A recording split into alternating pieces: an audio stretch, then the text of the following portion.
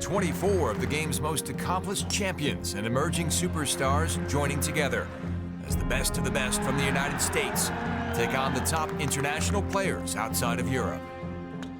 This is the Clubhouse. We love golf and we love the President's Cup. Under 100 days now until all the big names in the world of golf get to Royal Melbourne. We're very, very excited about it. And Matt Kaminsky, the main man when it comes to the President's Cup, well, because Marco, he's putting the whole thing together. Without him, he runs the show. Without him, it wouldn't be happening. But don't worry, without him, the Manningham Cobras would be half the team that they were.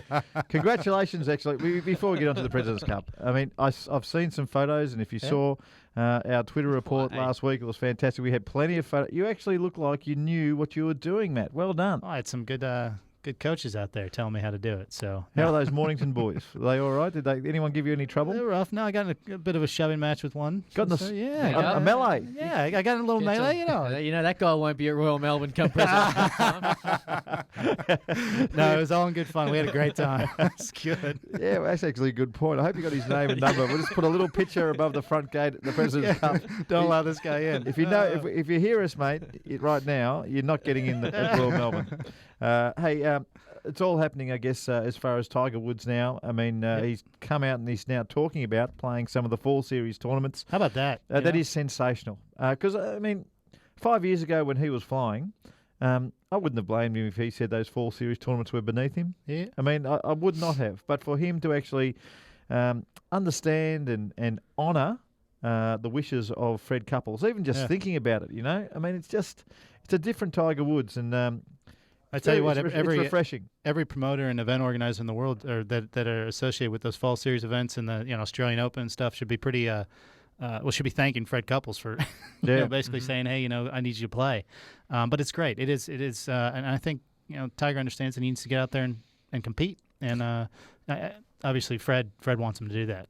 To make the team. No doubt about that. Now, I've had plenty of people who actually played Royal Melbourne lately, and they are telling me for this time of year, August in Melbourne, I mean, generally speaking, every Cooch fairway golf course in Melbourne is dormant, it's brown, it's the divots aren't growing back. But every report I've heard from Royal Melbourne is that it is looking immaculate. Absolutely. I mean, hats off to Richard Forsyth, who we had on a couple weeks ago, but he's done just a tremendous job. I mean, they put down a treatment of some charcoal earlier right before we went into winter. The technical term is elephant juice. Elephant juice. That's what it is.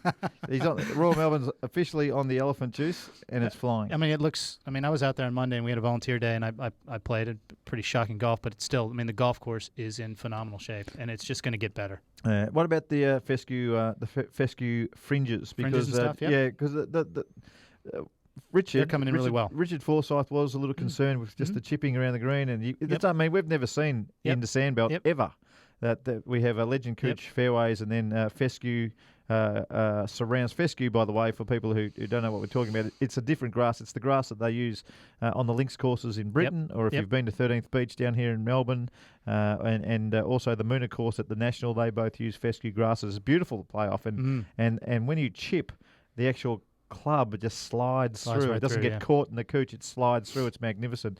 How are they looking as well? Oh, they're looking great. I mean, this weather that we're having right now is just fantastic for growth. So, I mean, I think if we continue to have this weather, obviously we know that things can change here in Melbourne pretty easily, but, this heat and the sun is just going to help them to pop. We know at the Australian Masters we had plenty of grandstands, and you told us probably when you first came and started working with us here on the Clubhouse that we're going to have twice as much, or nearly twice as much grandstands available. When do the grandstands start going up at Royal Melbourne? So we move on site actually September 5th, September 6th. So not far away. We're not far away now, and our grandstands and scaffolding and stuff start going up that week. So basically next week and you're away. Yeah. And for people, obviously, a lot of people still thinking about coming down to have a look at the golf course. The grandstands, it's not reserved seats. First in, best dressed. Is that basically the case? Yeah, that's what it is for the majority of them. We have some the grandstands on the 16th hole, which is most likely a finishing hole, are being sold, and I think they're actually sold out now. But all the other ones, the other 7,500, 8,000 that are out there are or free slather. Looking forward to talking to Ian Baker Finch very, very shortly. We'll get to Ian in a second. 4 times he's been a captain's assistant and obviously a legend of Australian golf, the 1991 British Open champ. But it's just getting to that stage now where just the little bits and pieces are coming together.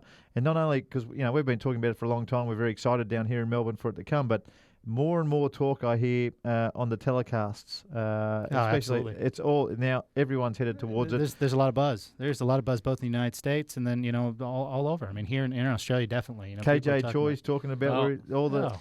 Here we go. He is, Cameron. This is the sort of man he is.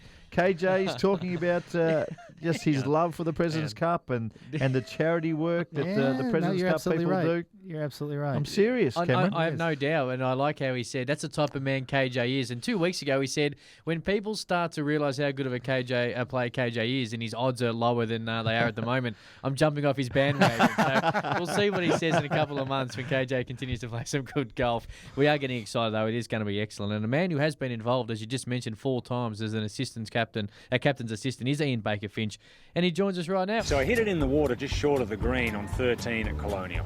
And I got these really nice woolen pants on, and I really don't want to go down there and just get covered in mud. So I sit down on the bag and I'm taking my shoes off and I take my socks off, and Pricey, who I'm playing with, thinks, he's just going to go down and roll his pants up and play it out. And as I'm about to jump down the bank and go in there and play it, I think, why don't I got boxer shorts on, why don't I just take my pants off and then I wipe my legs down and off we go. This could be finable right here. I see a commercial coming out of this. For the next 5 holes, all these women were following us, yelling out, hit it in the water, hit it in the water. So it was actually detrimental to my day that day because I bogeyed 3 of the next 4. I just couldn't concentrate. Let's welcome Ian Baker Finch, the 1991 British Open champion. 4 times he's been a captain's assistant on the President's Cup. Good evening to you over there, Finchy. It's Sunday morning here. It's getting that time. We're excited here in Melbourne. And I know that you're going to be down in Melbourne covering it for the Nine Network. Tell us a little bit about what it's like being a captain's assistant when the big boys are out there playing. Well, it's there's lots of different things. You got to go in and make the ham and cheese sandwiches, and you got to make sure they've got enough towels when it's raining. And, I think the most important thing, to be honest, is when the teams are being picked. You don't have a lot of time to get it done. And you've got to have an understanding and an idea of what you want and what the team wants. And then you've got to look at the way they played that morning, and you've got to get out there and, put a team together that afternoon. And 2 guys have got to miss out. I mean, of all of the things, that's the most difficult when they're all playing each day and you've got to get the team in quickly. Do you think at Royal Melbourne when you were there back in '98? Do you think that's when you knowing the golf course so well and being an Australian who came back and supported the Australasian Tour? We played Royal Melbourne, it seemed, every single year. Back in '98, you would have had a fair bit to say to the players who hadn't been there so much. Do you think maybe just walking around the international team this year, even though you're doing the telecast for Channel 9, you might be able to give a little help here and there? I'll be there all week. I'll be able to answer any questions and offer any help, and I'll be around. I'll be covering the event with Channel 9 and really excited about it, and Royal Melbourne's a perfect venue for it. Absolutely. And, hey, Ian, it's Matt Kaminsky. How you going, mate? G'day, Matt. It's good to talk to you. I haven't talked to you in a while, but hey, I was just back to 1998. I mean, it's the only time that the international team has won. You were involved in 2003 when it finished in a tie, which was a phenomenal event. And we've talked about, the most memorable moments, but you being involved in 4 President's Cups, what would be your most memorable event that you've played in or that you've been involved in from the President's Cup standpoint? The most memorable for me was 2003 with Gary Player in South Africa, when it was getting dark and it was all tied and Ernie wanted to keep going. It was against Tiger and the golf was just phenomenal. You could hardly see. But he wanted to keep going because he knew that a tied match meant the US retained the cup. I'm not sure if that law or rule has been changed, but it should be. It should be 1 year with each team if there is a draw. And that the camaraderie and the spirit in which that was fought was just phenomenal. I mean, there'd never be another team experience better than that. Yeah, I'd have to agree with you. I mean, and that Tiger versus Ernie 3-hole playoff was just unbelievable, and it really did, I guess, springboard for the President's Cup and set the stage for future President's Cups. So we're speaking to Ian Baker Finch, the 1991 British Open champion and Australian golf legend. At the moment, Finchy, a few Victorians who understand Royal Melbourne and everything that makes that golf course difficult and one of the best in the world. Robert Allenby, Jeff Ogilvy, and Aaron Badley. None of them are having their best years, but they sit just outside that top 10 that are automatically in right now. If that stays the same and Greg Norman has to make some picks, some hard choices, would you go with the two Victorian boys, or would you look elsewhere, or would it just be a matter of who's playing best at the moment? I'd go with the two Victorian boys. I mean, how could you go past Jeff Ogilvy and Robert Allenby? I mean, you couldn't possibly do better than that. Why would you even look anywhere else? If they were in the top 15, they're the two obvious choices. There's a little bit of time left before the captain's picks. We've already got two Koreans guaranteed to be on the team. There's obviously a strong mix there with Australians and South Africans. But if you've got two Victorians that know the course well, within 2 or 3 or 4 or 5 spots of that top 10, you've got to pick them. I mean, there's no two ways about it. You're not going to go pick, someone from Japan or someone from South America or another player from Korea. Or why would you do that? You got to go and pick the two guys that know it best. But and these days, how big a difference is there between 30th in the world rankings and 50th in the world rankings? Not too much. I mean, it's a very, very small difference, don't you think? Yeah, no doubt. No doubt about that. You got to go with who you think's the best choice. And jeez, I'm picking Robert Allenby and Jeff Ogilvy now. I'm not even waiting. Yeah. They don't make the top 10 if it's me. And what about Fred Couples' dilemma with Tiger Woods? Is he a Monty to get on the team, or do you still think he needs to prove himself before the Australian Open? Mate, he's already booked his room at the Crown. Yeah, I think you're right. He's in. I think you're right. He's there, and why wouldn't you have Tiger? He's still the best player in the world. I know he's ranked 40th, and he's had some off times, but I'll put him up against anybody, anytime. I think someone of his, not just stature in the game or ability to play, but his intimidating style and presence, I think, is a plus for the team. I mean, ultimately, he's a champion. He's a winner, and yeah, definitely. And in 4-ball or foursomes play, okay, stroke play, he hasn't played a lot of golf in the last couple of years, and he hasn't been able to get it done. But I played golf with Tiger today up at Medalist, where Greg Norman's course, and he's 75 yards by me onto the tee, never missed a shot. Ooh, wow. 7 or 8 under par. I mean, he's unbelievable, and he seems to be in a really good frame of mind, despite all of the stuff that's been going on in his life and what he's been dealing with lately. Finchy, someone with that much talent, they can hit the ball, even when they're swinging poorly, sometimes they can hit the ball great. You understand the golf swing. I mean, he hit the ball fantastic with you today, and it was going to be my next question, but how's his swing look? Does it look like it's just where he wants it to be, or do you think there's still a little bit more work to do? Well, Mark, just even over the last couple of weeks, I've been watching Tiger at the Bridgestone and then again at the PGA. On the range, it's as good as you've ever seen. Yeah. You've seen him the last couple of years when he's come down to Melbourne to play in the Masters.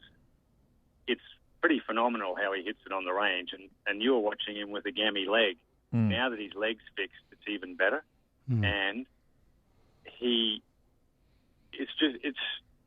so impressive. When you watch the guys on the range, Tiger's still the one you go watch. It's that impressive. So I like the way he's swinging now better than he was under Hank's tutelage. Yeah, agreed. I think he was probably the only person on the planet that could do what Hank was wanting him to do, and still play golf. Now he's got his old putting stroke back. He and I have often talked about putting and spent time together putting. We've had very similar styles and thoughts on putting. And the ball striking he just releases it so much better now. He's back to releasing it like he did under Butch, and it looks really good. So once again, Mark, you know, if the confidence is there and you can take the range to the course, you know, he'll be back sooner than you may think. Jeez. But you know, you got to build those layers of confidence, haven't you? Yeah, no doubt. Yeah, Ian, Cameron, Luke here. Appreciate you joining us on the Clubhouse, mate. Just before we let you go, how excited are you that how much of the positive effect it will have on Australian golf, the President's Cup being here in the country? Oh, mate, I think it's already had a huge effect already. I mean, everyone's excited about the President's Cup upcoming. We've been talking about it for a couple of years now. It's only going to be great for Australian golf, and hence my comments earlier about who you pick in the team. If there's a couple of Aussies right close that aren't in that top 10, you've got to pick them because that's what it's all about. And the people are going to be excited to see, you know, a local boy like Jeff Ogilvy if he doesn't qualify automatically, or Robert Allenby. But in general, it's just great for our kids to see the top 24 players in the world, you know, bar obviously the Europeans, you know, G-Mac and Rory McIlroy, Lee Westwood, Luke Donald, whatever. I think it's going to build our other tournaments, that they'll be stronger as well around it. The Masters will be big, even though it's not up against it. You know, the summer of golf will be huge this year. It's all about the world's best coming to Royal Melbourne, the best course in the world, to play the President's Cup again. And it's where we won last time. That adds a little more excitement. Ian, we really appreciate you taking time out of your dinner to join us to talk all things President's Cup, and also to give us a little bit of an insight of how Tiger Woods is travelling after you had a hit with him earlier. We look forward to hopefully catching up with you again sometime soon, and catching up with you here in Melbourne when the President's Cup is flying. And we look forward to it. You enjoy your cold lamb chops, whatever you get stuck into, and we'll talk to you again soon. Good on you, Finchy. Thanks, Ian. Thanks, Ian. Thanks a lot. Thanks, guys. Anytime. Ian Baker Finch, legend of Australian golf on the Clubhouse. History will be made at Royal Melbourne. Don't miss your chance to be a part of it.